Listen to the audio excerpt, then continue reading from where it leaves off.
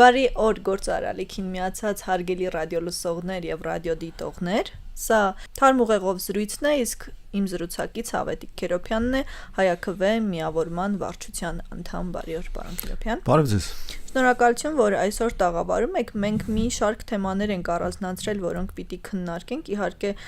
անվտանգային ուղղությամբ, բայց կարևոր մի հարց կա, որը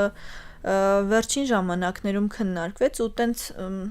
այսպես ամբողջական ինֆորմացիա մենք չստացանք, թե ինչ է տեղի ունենալու մայիսի 28-ին, ինչ որ կազմակերպվում է պետության կողմից, վարչապետը իհարկե հայտարարեց, որ զորահանդես է լինելու, բայց կուզեմ մանրամասներ եւ ձեր տպավորությամբ ինչ է սպասվում այդ օրը մեզ եւ ինչի համար։ Իմ կարծիքով ընդհանրապես կարևոր չէ այդ օրը ինչ է տեղի ունենալու, կարևոր է միայն հասկանալ, որ դա տեղի ունենում առաջին հերթին նախընտրական տրամաբանությամբ եւ երկրորդ հերթին Ադրբեջանի թույլտվությամբ։ Գիտենք, որ այս իշխանությունները ընդհանրապես որևէ բան չեն անում առանց իրենց հետ համաձայնեցնելու, մանավանդ խոսքը գնում է մեր պաշտպանական համակարգին, պաշտպանական կարողություններին, ռազմական կարողություններին եւ կարեւորը միայն դա հասկանալ, որ այո, համաձայնեցրել են այդ քայլը, այդ զորահանդես կամ ցուցադրություն կամ ինչպես մի անգամ հարցազրույցներից մեկում ասեց հաշվետվությունը,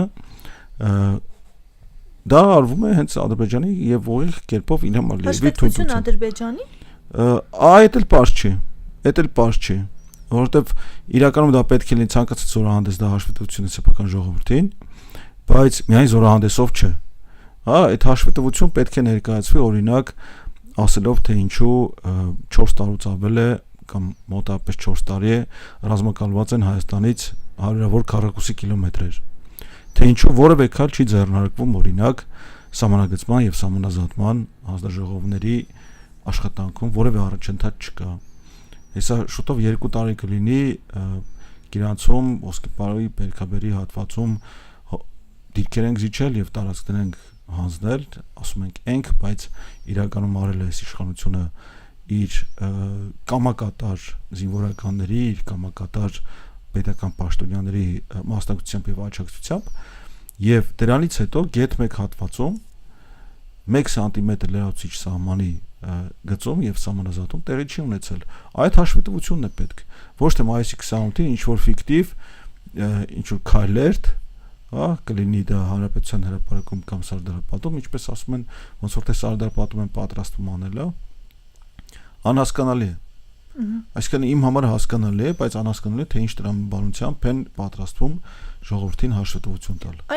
Զրույցներից մեկի ժամանակ այս տաղավարում ԿՊԱ-ական Արման Եղոյանը նշում էր, որ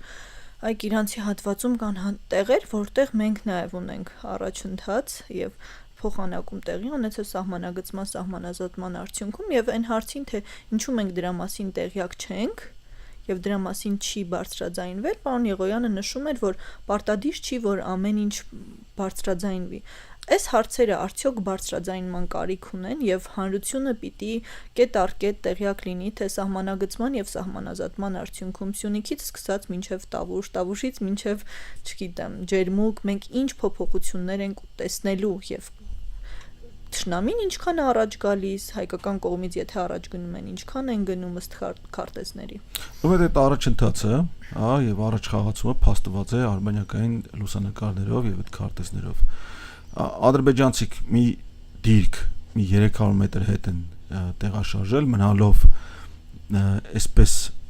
դա որ հատվածում։ Նույն հատվածում, Տավուշում այդ Գիրանցի մոտակայքում գտնվող մի հատվածում մի դիրք ընդամենը մի 300 մետր հետ են քաշել, մնալով այսպես կոչված ՀԽՍՀ վարչական տարածքում, իմիջիալոց ինչը ով էլ ինչ այսօր ասի, այս քարտեզով, այս տարածքը մերն են քարտեզով, այն տարածքը ադրբեջանցիները, դա հանցագործություն է, որովհետև այդ հարցերը կարող են լուծվել միայն միջպետական պայմանագրերով սահմանի մասին եւ Հայաստանի Հանրապետության ողջ ժողովրդի հանրակրվեով, որովհետև հարցը վերաբերում է Հայաստանի Հանրապետության տարածքին։ Որևէ մեկը իրավասու չէ եւ իրավունք չունի ինչ որ քարտեզ մեջ բերել եւ ասել այս տարածքը մեր այս դիրքը մեր տարածքում է, այս դիրքը ադրբեջանցիների տարածքում է, բայց փաստումն է փաստ։ Եղել է միայն մեկ դիրքի հետ քաշում, մնալով այսպես ՀԽՍՀ վարչական տարածքի շրջանում, մինչդեռ մենք զիջել ենք հսկայական տարածք եւ մեր պաշտպանական բնակիչը այնտեղ դարձել ուղղակի անպաշտպանելի։ Իսկն եթե քարտեզով նայենք այն հատվածը Բերքաբերի ջրամբարի մոտով, որ եկել հասել է մինչև Կիրանցի հայտնի շրջադարձը, որտեղ ժամանակին տեղակայված էր ոստիկանական բաժանմունքը եւ այնտեղից իր քայլերը սկսեց Բագրատ Սրբազանը Տավուշ հայրենիքի փրկության շարժման առաջնորդը եւ դրանից հետո Սրբազան պայքարի առաջնորդ այնտեղից սկսեց այդ հատվածը մնացել է արդեն հայտնվել է թուրքերի ձեռքում։ Եվ բնագիծը այնտեղ դարձել է այնպեսի, որ թուրքերը ադրբեջանցիները եկել մխրճվել են մեր դիրքերի արանքը այնքան, որ ելեմ կրկնում այդ տարածքը դարձել ուղղակի անպաշտպան։ Միայն մի պատով, որ արդեն ճաքեր է տվել, այդ պատով է անջատված Կիրանցի բնակչությունը ադրբեջանական դիրքերից։ Մինչդեռ կան նաև այլ փաստեր, օրինակ հետքաշումներ կամ հենց նույն Բերքաբերի ջրամբարի հատվածում, մեր դիրքը, որը որ փոքր այնտեղ թերակղզի կա, այդ դիրքը գերիշխող դիրք էր զբաղեցնում, գերիշխող բանուներ, դիրք ուներ շրջակա գյուղի նկատմամբ ջրամբարի հակառակապին գտնվող, այդ դիրքը ոչնչացվել է, հետ են քաշել մերոնք, եւ փաստորեն այդ տարածքը հանձնվել է թուրքերին առանց որևէ համարժեք փոխանակման կամ ընդհանրապես առանց որևէ իրավական գործընթացի։ Այսինքն այն ինչ որ կատարում է իրականում թաքուն է պահվում մեզնից, գիտենք որ այս վարչախումբը հայտնի է իր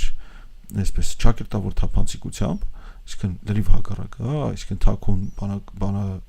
պայմանավորվածություններ, բանավոր լինեն, դեն գրավոր լինեն եւ իրականությունը լրիվ այլ է։ Դուք ինչպես եք պատկերացնում, դուք քաղաքական հայտ եք ներկայացրել ու պատրաստվում եք ներկայացնել ձեր ծրագիրը, ձեր տեսլականը եւ մշտապես հանրությանը նոր կուսակցություններ ձևավորելիս, թե նոր ուժեր ձևավորելիս հետաքրքրում է անվտանգության հարցը իմ տպավորությամբ, հատկապես այս օրերին, ձեր տպավորությամբ, ձեր տեսլականը ինչպիսին է այս հարցերում։ Մենք անվտանգության ռազմավարություն ասելիս պետքա չէ տարբեր ուղղություններ հասկանանք։ Իհարկե եւ ասեմ մի բան, որ այստեղ եթերով մի անգամ կարծեմ հնչել է իմ այլ գործընկերների կողմից, Հայաքվեն ձեռնամուխ էր եղել դեռ անցյալ տարի մշակելու ազգային անվտանգության ռազմավարության հայեցակարգ։ Ինչ եմ ասում հայեցակարգ, ոչ թե ռազմավարություն, որովհետեւ ռազմավարություն մշակելու համար պետք է տիրապետես իրական թվերին, պետք է ունենաս նաեւ լծակներ այդ ռազմավարությունը իրականացնելու, այլապես քո ոնց որ մտադրությունը անլուրջ կլինի։ Բայց ամեն դեպքում մենք ներկայանալով որպես եւ հանդիսանալով որպես ազգային ուժ եւ ունենալով մեր մտքում առաջին հերթին հարատև եւ կայուն կենսունակ հայկական պետությունը, մենք ձեռնամուխ ենք եղել այդ ազգային անվտանգության ռազմավարության հայեցակարգ ստեղծելուն եւ անցյալ ամիս ներկայացրեցինք Մամլո Ասուլիսի եւ այսպես շնորհանդեսի տեսքով ներկայացրեցինք այդ հայեցակարգը, որում առանձնահատուկ դեր եւ առանձնահատուկ հատված է նվիրված հենց ազգային շահերի ձևակերպմանը, որը կարծում եմ անկյունաքարային նշանակություն ունի, ինչու, որովհետեւ այդ ազգային շահերի հիման վրա պետք է ձևավորես քո ռազմավարությունը եւ ընդհանրապես այդ ազգային շահերը պետք է թելադրեն, թե ինչ ես անում ընդհանրապես։ Մենք ձևակերպել ենք այդ ազգային շահերը, իհարկե ասելով ձևակերպել ենք, դա միայն Հայաքվեի անդամների կամ Հայաքվեի վարչության անդամների տեսակետը չի դա, ուսումնասիրել ենք։ Պարոն, բայց այս պահին դուք թվեր չունեք հստակ։ Թվերը մի քիչ դժվար է, ասեմ ինչ է դժվար թվերը, որովհետև այսօր դեռ պետք է պարզել, թե մեր դաշտը, անվտանգային դաշտը, ինչ չափով է ականապատված։ Ինչի նկատի ունեմ, այսօրվա իշխանությունը իրականում ականներ է դրել հայկական պետականության հիմքերի տակ։ Օրինակ, բերեցի մի քիչ առաջ, անպաշտպան դարձած եւ անպաշտպանելի դարձած Տավուշում մեր բնակիչներից մեկը։ Օրինակ, Վայքում, Վայոց ձորում մեր պաշտպանության վիճակը։ Գիտենք, որ 2022 սեպտեմբերի հարձակումից հետո պատշաճ ռազմական արձագանք ավելի շուտ հակազդում չստանալուց հետո ադրբեջանցիները մխրճվել են մինչև 6.5-7 կիլոմետր որոշ տեղերում եւ մեր խորությունը սահմանից սահման այնտեղ 25-26 կիլոմետր է ընդհանուր առմամբ որի միջով անցնում է 25-26 կիլոմետր լայնությամբ հատվածով անցնում է միջպետական ճանապարհը Սյունիքը Հայաստանի հյուսիսին կապող ճանապարհը եւ եթե պատկերացնենք որ այսօրվա սպառազինության պայմաններում այդ 26 կիլոմետրը գրակի տակ ամբողջապես գրակի տակ պահելը ադրբեջանցիների համար ընդհանրապես դժվարություն չի ներկայացնում կհասկանանք թե ինչ աստիճանի ծանր եւ չասեմ անելանելի բայց շատ դժվար վիճակում ենք հայտնվել հետեւաբար պետք է նախ պարզենք թե ինչ վիճակում ենք իհարկե գույքագրել ենք ազգային անվտանգության սպառնալիքները եւ ներքին եւ արտաքին եւ գլոբալ եւ տարածաշրջանային դրանք եթե թվարկեմ մենք 2 ժամ այստեղ կխոսենք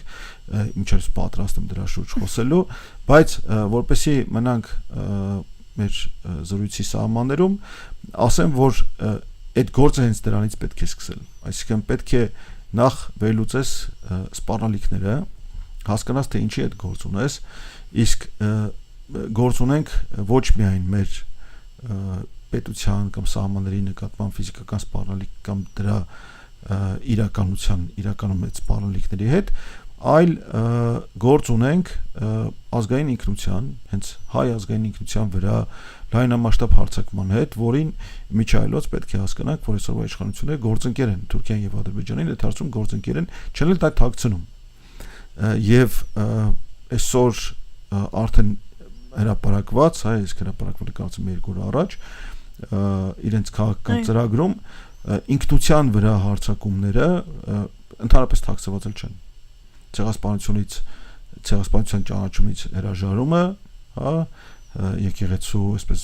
բարեփոխում ճակերտավոր իսկ իրականում հարձակում եւ ապամոնտաժումը հա եւ այլն բանակի որպես անվտանգության կարևորագույն գործոնների նսեմացումը էլ չասած կրթական համակարգ, կախվածությունների մի շարք, որը իրականում ոչ այլ ինչ է, քան պետության ապամոնտաժման հիմքեր։ Ձեր ծրագրից խոսենք, պարոն Քերոբյան։ Իշխանությունը պարզ է եւ որքան էլ մենք քննադատենք, իրենք միշտ դրականն են տեսնելու եւ դրականն են ներկայացնելու եւ ոչ միայն չեմ ուզում մենք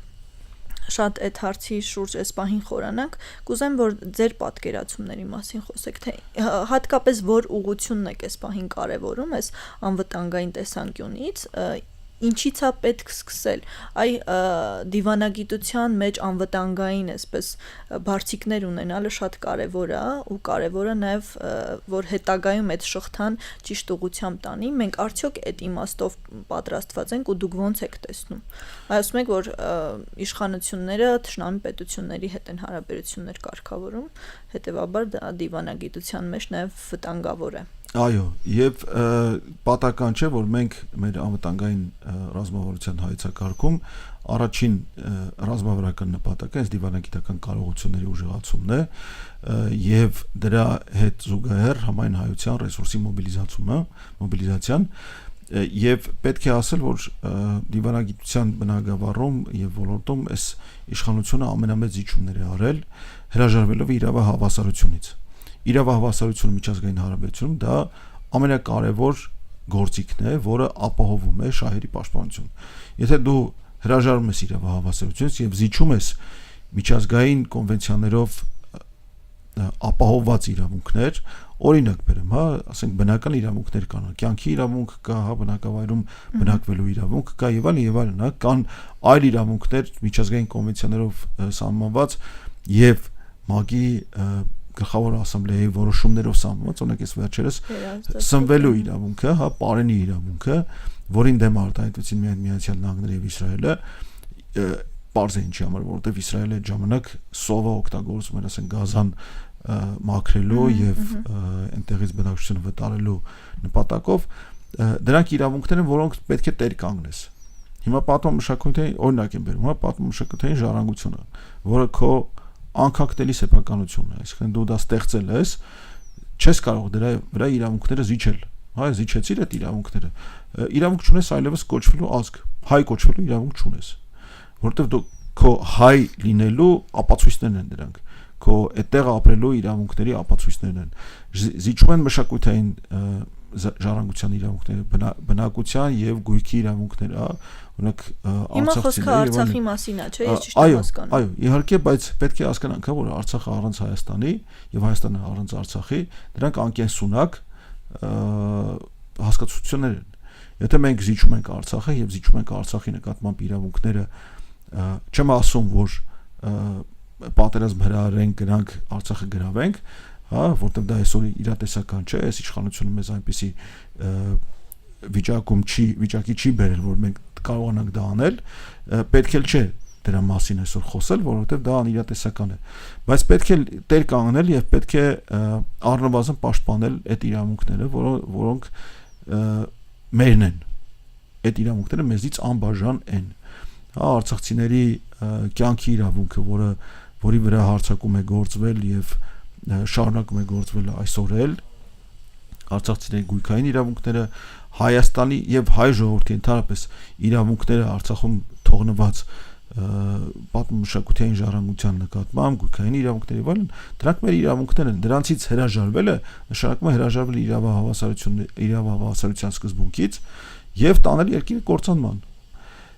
Ինչ վերաբերում է, ասենք, անվտանգության մնացած բաղադրիչներին, իրականում հայակվեն իթիվս այլ ուժերի, բայց դրա մասին երևի մենք բարձրն ենք խոսում եւ ամենահիմնավորված առվազն են առումով, որ ներկայացրել ենք եւ դրա հայեցակարգ եւ ջատակով ենք հանդիսանում համապարփակ պաշտպանության եւ անվտանգության համակարգի, որի հիմնական իմաստն է, եթե տեր ենք մեր երկրին, ապա տեր պետք է լինենք բոլորով, եթե կռվում ենք կամ մտնում ենք կռվի մեջ, ապա կռվի մեջ պետք է մտնենք բոլորով, չպետք է մնա անմասն Հայաստանի պաշտպանությունից, չպետք է անմասն մնա Հայաստանի պահանջատիրությունից։ Այսինքն մենք բոլորով պետք է լինենք պահանջատեր, բոլորով պետք է մասնակից լինենք այդ պահանջատիրությանը։ Այլապես այն ոչ պահանջատերներին կօգտագործեն ներսից որպես 5-րդ շարասյուն, ինչպես հիմա անում են։ Պարոն Քերոփյան, շատ կարևոր է ուժերի բալանս ասվածը, որի մասին շատ հաճախ խոսվում է։ Այ ոնց եք դուք դրան վերաբերում, արդյոք ուժերի բալանսը այստեղ որոշիչ հարց չի, ու մենք մեր փոքր լինելով, մեր, չգիտեմ, վատ վիճակում գտնվելով, ինչպես դուք ասացիք, իշխանությունը այն օրի է բերել, որ մենք հնարավորություն ու շանս էլ չունենք այս պահին Արցախ վերադարձնելու, ամեն դեպքում ինչպես եք դա պատկերացնում։ Այ մարդիկ ասում են, մենք չենք ուզում պատերազմ։ Գոնե մի խումբ կա, չէ՞, մարդկանց, որ ասում պատերազմ չենք ուզում։ Ես էլ չեմ ուզում պատերազմ։ Ես էլ չեմ ուզում, բայց ուզում եմ, որպեսզի իմ ձեռքում լինի գործիք ագրեսիան զսպելու, իմ նկատմամբ ագրեսիան զսպելու, Հայաստանի նկատմամբ պատերազմի սպառնալիքը զսպելու եւ այդ պատերազմի սպառնալիքը չեզոքացնելու։ Բերեմ իմ կողմից շատ հարգված եւ սիրված Կարլ Սայգանի մի խոսքը սպառազինությունների մրցավազքի հետ կապված, որը այսպես միջուկային սպառազինությունների մրցավազքը նմանեցնում էր բենզինով լցված մի սենյակի, որում գտնվում էին այն ժամանակ, ասենք, միջուկային տերությունները, Խորհրդային Միությունի Միացյալ Նահանգները, եւ որոնցից յուրաքանչյուրը, ասենք, այդ վիճակն է նկարագրում, ասում է, այս վիճակում մարդիկ բան են անում, պարծենում են, թե ում ձեռը ավելի շատ լուցկի կա։ Հիմա այդ սենյակ մտել են Իսրայելը եւ եւ Հյուսիսային Կորեան։ Հա, իրանք իրենց լուցկիներով մտել են բենզինով լցված սենյակը։ Ինչ է դա, պատերազմի սպառնալիք, թե պատերազմի սպառնալիքի զսպում։ Իհարկե երկրորդը, որովհետեւ միջուկային զենքը այսօր առնվազն դեռևս համարվում է զսպման միջոց եւ պատերազմի եւ ընդհանրապես պաշտպանության ամենալավ միջոցը դա զսպումն է։ Հիմա մենք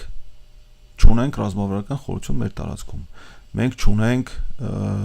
ռազմական ուժի գերակշռություն, հա։ Հենց այս իրավիճակում, այ շեշտելով նաև ձեր ասածը։ Այո, այս իրավիճակում պետք է զարգացնել զսպման միջոցները։ Հիմա եթե ին վրա հարձակվեն կամ հարձակվելու մտադրություն ունենան, բայց իմանան, որ ձեռից դանակից բացի մեջքից հետևը մի հատ էլ ավտոմատ կա, հետևս էլ մի շենքի անկյունի հետևում մի խումբ հայրենակիցներ որոնք պատրաստ են մտնելու կռվի մեջ, եթե ին վրա հարձակվեն, հա, եւ դիմացինս դա գիտի։ Ինքը երկար ծանրոտ հետև կանի, մինչեւ ին վրա հարձակվելը։ Եթե այդ հայրենակիցներս էլ պատի հետևից Երևան, եւ ոչ միայն հայրենակիցները, այլ նաեւ իրենց թիկունքում լինեն ելի մի խումբ մարդիկ, որոնք շողշողացող զենքները ձեռքին կասեն նայ հանգարց չշփոթվես, որովհետեւ եթե հանգարց կրակեցիր, միանգամից կոչիչացնեն քեզ, ապա այդպիսի թշնամին կհրաժարվի մեր վրա ագրեսիայի սպառնալիքից կամ ընդհանրապես հարձակվելուց։ Մեր տրամաբանությունը այս անվտանգային ռազմավարությունը կազմելիս հենց դա է։ Ստեղծել եւ ընդհանրապես մտածել դրանց ստեղծման ուղղությամբ առաջին հերթին եւ հետո ստեղծել ռազմավարական զսպման միջոցներ, ես չեմ ասում զանգվածային ոչնչացման զենք, որովհետեւ քավլիցի է դրա կողմնակիցը չեմ, համարում եմ դա հանցագործություն մարդկության նկատմամբ, բայց պետք է լինի այնպիսի գործիքներ, որոնք հակառակորդին գոնե պատկերացում կտան, որ հարձակվելու դեպքում անվերահսկելի կամ անընդունելի կորուստներ կպատճառենք իրենց։ Չհանրայնացնելով դուք ունեք տարբերակներ։ Չեմ ուզում դրա մասին խոսել, որովհետև եթե ես հիմա դրա մասին խոսեմ իշխանություն չլինելով, ինձ թեթևամիտ քաղաքական գործ չի տեղ կդնեն։ Ես դրա մասին չեմ էլ կարող խոսել, որովհետև չեմ տիրապետում այսօր բյուջետային միջոցների եւ չեմ տիրապետում սուվերեն միջոցների, հա, այսինքն ինքնիշխան որոշումներ կայացնելու միջոցներին չեմ տիրապետում այսօր, բայց պետք է հասկանանք, որ ընդհանրապես ասած անվտանգությունը գալիս է նաև ինքնիշխանությունից, դա ինքնիշխանության ացենցիալ է եւ հակառակը, ինքնիշխանությունն էլ դրա ացենցիալ է, ինչքան ավելի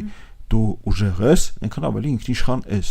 Բայց տեսեք, այսօր զիջել են ոչ միայն անվտանգությունը, երեք չառաջը շատ բարձր բեմից, շատ բարձր բարձրախոսից հայտարարվեց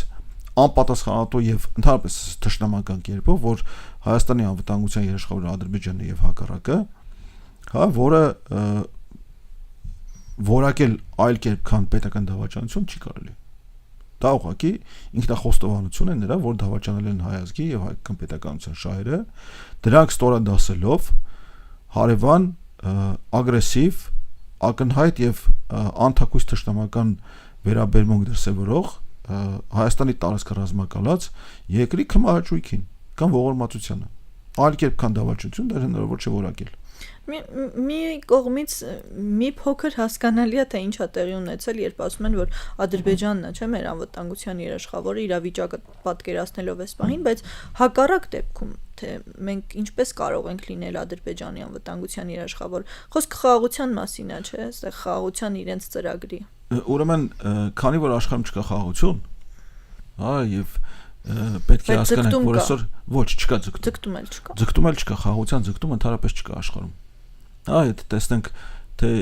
որտեղ է վառվում այսօր ակտիվ վառվում պատերազմները, պետք է ընդհանրապես մի բան փաստել, որ երրորդ համաշխարհային պատերազմի ընթացքի մեջ է մինուս միջուկային զենք։ Հա, Հնդկաստան, Պակիստան,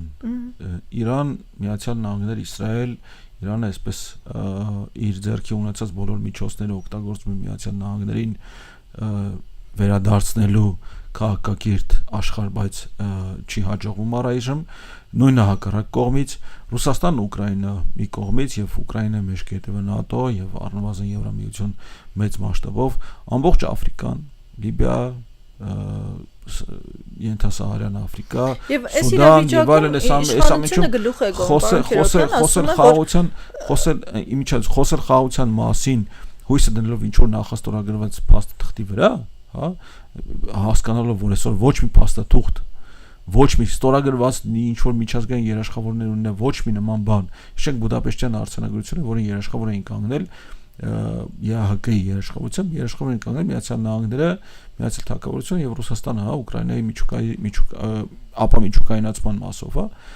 ոչ մի փաստաթուղթ ստորագրված չի գործում։ Իշխանությունը գլուխ է գովում, ասում է, այ տեսեք, ռումբեր են պայթում, չէ՞, աշխարհի տարբեր անկյուններում եւ ծայրերում, բայց մեր սահմանին զոհ չկա։ Մենք պատերազմի մեջ չենք։ Հարգելի ժողովուրդ, տեսնում եք խաղաղությունը, ինչ պատասխան ունեք դուք դրան։ Մեր սահմանից այնքան ռումբերը պայթում են եւ մեր տարածքը ռազմակալված է։ Եվ որևէ քայլ կրկնում եմ, այդ ուղղությամբ չի իրականացվում։ 2 տարի հեսա շուտով կլրանա, այսինքն 1.5 տարին արդեն անցել է այդ սահմանագծման սահմանազատման հանձնաժողովների համատեղ աշխատակարգը հաստատելուց հետո որևէ հատվածում պաշտոնապես որևէ սանտիմետր չի սահմանագծվել պաշտոնապես։ Իսկ տեղի ունենում լրիվ հակառակը, օրինակ այս իշխանությունը տարատեսակ խոսնակների բերանով, հա, լեգիտիմացնում է ապօրինի խոսույթ։ Օրինակ, սրանից մի քանի շաբաթ առաջ Միասնության թևեր քաղաքական շարժման առաջնորդ Արման Թաթոյանը փաստեր էր բերում արբանյակային լուսանկարներով հաստատված, որ այդ նույն ՀԽՍՀ վարչական սահմանից ներս ադրբեջանական զինուժը նոր դիրք է տեղադրել, վերահսկողություն սահմանելով մեր ՊՆ-ն հերքեց։ Սուտ է, որտեղ ՊՆ-ի հերքումը, եթե մանրամասն հերձենք, ասենք ՊՆ-ի մամլո խոսնակի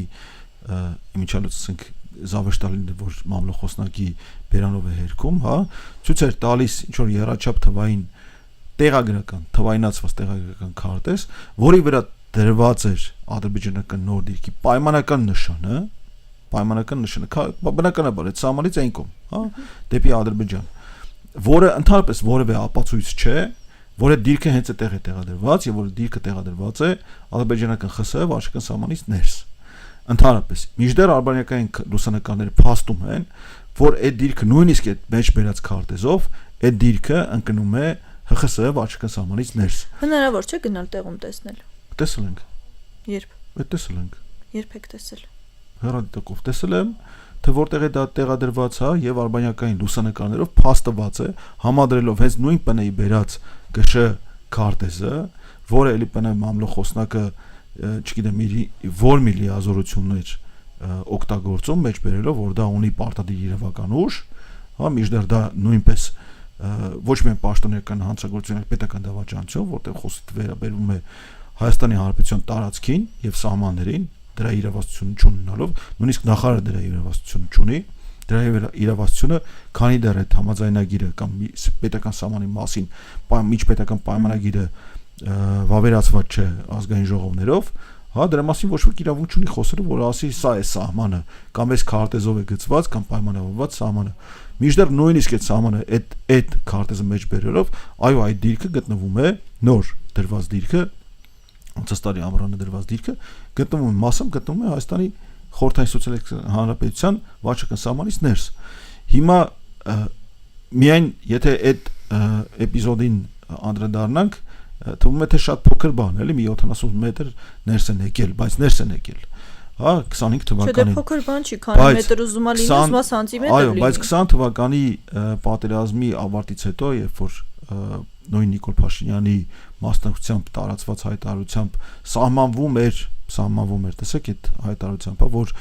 զորքերը մնում են կանգնած իրենց տեղերում,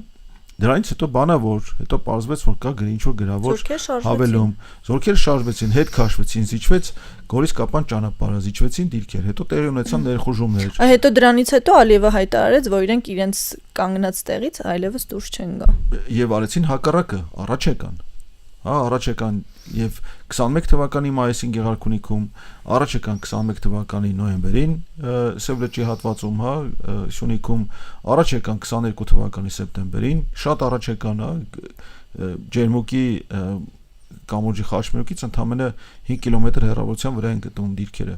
Իսկ ՀԽՍՀ սահմանից էլ եմ կրկնում, որովհետեւ էլի Հայաստանի Հանրապետության եւ Ադրբեջանի միջև սահմանի մասին միջպետական պայմանագիր չկա։ Այդ սահմանից ներս են 7 կիլոմետր մոտավորապես։ Իսկ մեր բանակը դիրքեր է կառուցում իրենց դիրքերի դիմաց։ Դիրքեր է կառուցում ամրացված, այս ամրացված շրջաններ, որոնք այս վերջերս նույնպես պաշտպանության նախարարի պաշտոն զբաղեցնող անձերի գովազդային հոլովակում գովազդում էր, մինչև այդ գովազդը քրեական հանցագործության տարեր պարունակում, պետական գաղտնիքի մասին օրենքի խախտման հատկանիշերով է գովազդում էր, բայց այդ գովազդված դիրքերը կառուցում են Հայաստանի սահմանից 7 կիլոմետր ներս։ Ռազմական որևէ նշանակություն չունեն, որովհետև գտնվում են ստորադաս դիրքերում, այսինքն ներքև դիրքերում են գտնվում, որևէ բարձունքներ չեն, իրենք վերահսկողություն նույնիսկ կողքում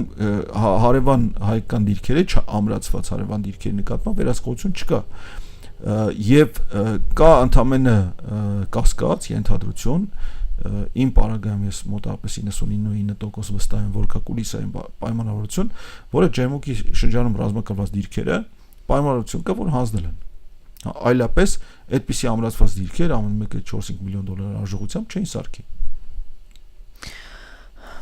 Շնորհակալ եմ, պարոն Քերոբյան։ Ռազմարտությունից չխոսեցինք, թեթև Մի քանի ակնարկ բառով, այո, որովհետև ժամանակը ավարտվում է, փորձենք դրանից էլ մի քանի րոպե խոսել ու ավարտենք։ Կարճ ակնարկ անենք, իհարկե ռազմարտությունաբերությունը մեր անվտանգային հայեցակարգում գրավում է եւ մեր պաշտպանական համակարգում, մեր տեսլականում գրավում է, չասեմ առանցքային, բայց շատ կարեւոր դիրք, որովհետեւ թույլ է տալիս ապավել քո զորքերի ինքնիշխան եւ անխափան մատակարարումը, բայց Հույսը դնել քո վրա։ Այո, եւ ամենակարևոր բանը այս ամեն ինչում մենք մեր վրա պետք է հույսեր դնենք, որովհետեւ ոչ մի դաշնակից այսօրվա աշխարհում վստահելի չէ, ամեն ինչ դա ապացուցում է, նույնիսկ ՆԱՏՕ-ն եւ Միացյալ Նահանգները ՆԱՏՕ-ի մնացած երկրների վստահելի դաշնակից չեն, Գրենլանդիայի օրինակը ձեզ վկա, բայց անդրադառնանք ռազմարտությունության այսօրվա վիճակին, բյուջեով նախատեսված 26 թվականի բյուջեով նախատեսված 4 ծրագիր կա ռազմարտությունության զարգացման, անցել է արդեն 3 ամիս, 2026 թվականից այս 4 ծրագրով միասին վերցված ծախսված է ուղիղ 0 դրամ։ Ուղիղ 0 դրամ կառավարության կայքից, էլեկտրոնային կառավարման ինտերակտիվ բյուջե բաժնից, ընտրելով բարձր տեխնոլոգիական արդյունաբերության նախարարության հատվածը եւ այնտեղից պաշտպանության հոդվածը, տեսնում ենք, որ ծախսված է գլոր 0 դրամ։ Ինչի համար են մարդիկ աշխատավարձ ստանում, ինչի համար են պաշտոններ զբաղեցնում, ինչի համար են օգտվում պահպանությունից, պաշտպանությունից, չգիտեմ, սոցիալական երաշխիքներից եւ այլն, պարզ չէ։ Պարզ է մի բան, որ այդ մարդիկ իրենց օրենքով իրենց սահմանված լիազորությունները եւ պարտականությունները չեն կատարում, ստանում են իրենց աշխատավարձային հոդվածը, եթե բացենք, համարյա 100%-ով կատարված է, բայց բյուջեով նախատեսված մնացած ծախսերը, դա կլինի նոր սպանության նոր նմուշների մշակումը, կլինի փորձանմուշների արտադրությունը, թե նույնիսկ այն ցուցահանդեսների մասնակցությունը կամ ցուցահանդեսի կազմակերպումը 0 դրամ։ Պաշտոնական հանցագործություն ոչ այնինչ։ Կանդրադառնանք մենք իշխանության ներկայացուցիչների հետ այս տաղավարում այս հարցը կարծեմ չեն էլ գալիս։ Չէ, գալիս է։ Դրա համար պատասխանատու մարդիկ չեն գալիս։ Տեսնենք ով կհամարցակվի այդ մասին խոսել, մենք կքննարկենք։ Ես հաճույքով բանավեճի կմասնակցեմ այդ հարցում։ Եթե համաձայնեն, մեծ սիրով ես կկազմակերպեմ այս տաղավարում։ Շնորհակալ եմ ձեզ, պարոն Քերոբյան, մեզ լսողներին եւ դիտողներին էլ հիշեցնեմ, որ առաջին խոսափողի մոտ Ավետիք Քերոբյանն էր, Հայաքվե միավորման վարչության անդամը։ Կհանդիպենք, շարունակեք հետևել թարմ ուղեղով զրույցներին եւ գործարարալիքին։